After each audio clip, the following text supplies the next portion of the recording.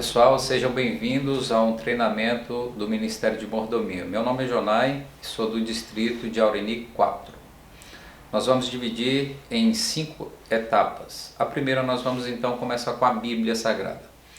Eu começo dizendo para você que a nossa missão ela está com foco em uma geração missionária. Nós queremos todos na missão de ganhar almas para Cristo.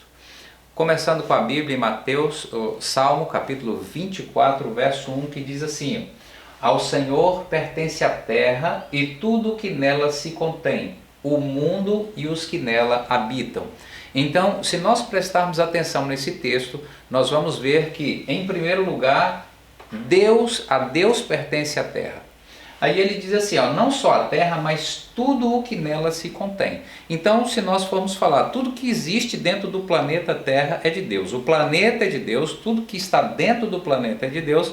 Em terceiro lugar, ele coloca assim, e o mundo e os que que no planeta habitam. Então, todos os seres humanos que habitam no planeta Terra pertencem a Deus. E eu quero lhe dar um recado, você pertence a Deus.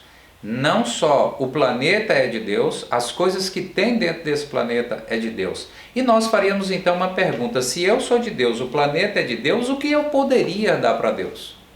Praticamente nada, porque tudo já é dele. Então vamos seguir então com a casa do tesouro. Se tudo é de Deus, existem algumas coisas que ele nos pede nas escrituras sagradas. Uma delas é os dízimos e ofertas. Os dízimos e ofertas, no passado, era direcionada à casa do tesouro, como assim nós conhecemos, ou casa de Deus. Vejamos então um dos modelos ali na tela do templo antigo. É um exemplo, não é idêntico, mas é uma referência para nós ali. Nós temos ali como que uma tenda, um tabernáculo, que era assim chamado. Já na época de Salomão, nós temos algo então mais moderno, né?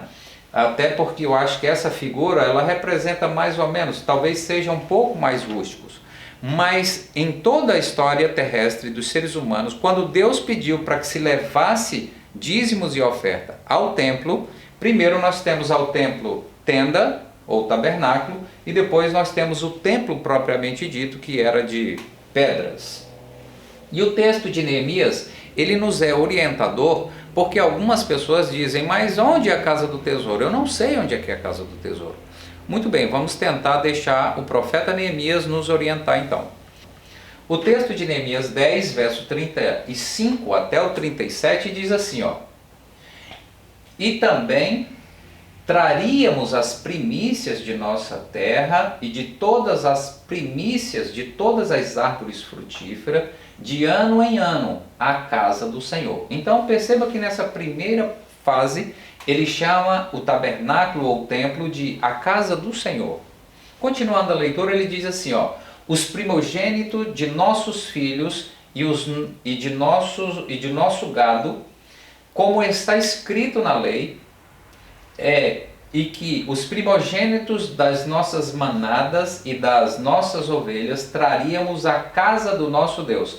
Veja que no primeiro texto ele diz casa do Senhor. Segundo lugar, ele diz a casa do nosso Deus, como era assim chamado.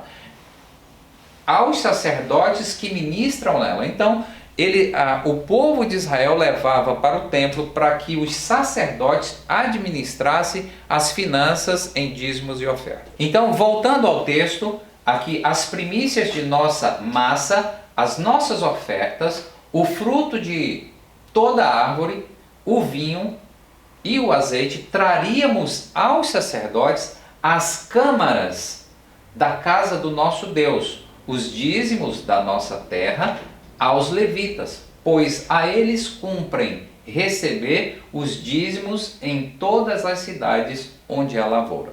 Então perceba que aqui a casa de Deus em primeiro lugar é chamada casa do Senhor, a casa do nosso Deus, e aqui ele se refere às câmaras da casa do nosso Deus, que nessa gravura aqui a gente pode ter uma ideia que seria essas salas que ficavam aqui embaixo.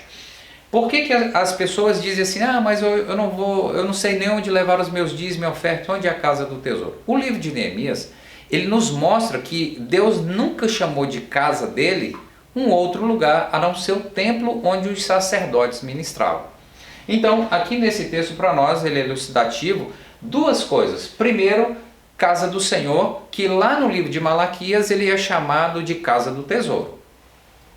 Casa do nosso Deus, e aqui esses dízimos e ofertas, eles eram depositados em câmaras ou em salas, quartos, como se fossem cofres dentro do templo. E depois a gente volta a falar um pouquinho sobre a quem era dado os dízimos e ofertas. Aqui, Neemias capítulo 10, verso 35, 36 e 37. Vamos observar quem é que podia usufruir dos dízimos e ofertas levado pelo povo de Israel ao templo. Vejam, aqui nós já temos o título aos sacerdotes e levitas. Começa assim, verso 35. Como está escrito na lei, das nossas ovelhas traríamos à casa do nosso Deus aos sacerdotes que ministram nela. Então, quem administrava as finanças ou todo o recurso que entrava no templo eram os sacerdotes. Todos os sacerdotes eram da tribo de Levi. Então, somente os levitas e os sacerdotes podiam ministrar ou administrar os recursos que ali entravam. O segundo trecho diz assim, o fruto de toda árvore, o vinho e o azeite traríamos aos sacerdotes, às câmaras da casa do nosso Deus. Vejam mais uma vez a ênfase nos sacerdotes. E terceiro, diz assim, os dízimos de nossa terra aos levitas, pois a eles cumprem receber os dízimos de todas as nossas cidades onde há lavoura. Então, no capítulo 10, no capítulo 12 e 13, tem a ênfase de na casa do tesouro e quem administrava esses recursos. Nós vamos avançar um pouquinho como que funcionava então a distribuição.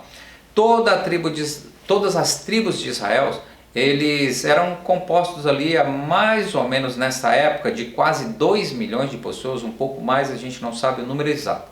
Mas imagina aí 2 milhões de pessoas levando os recursos para um só lugar. Então tinha que ter armazéns ou depósitos para que ali guardasse as riquezas do templo.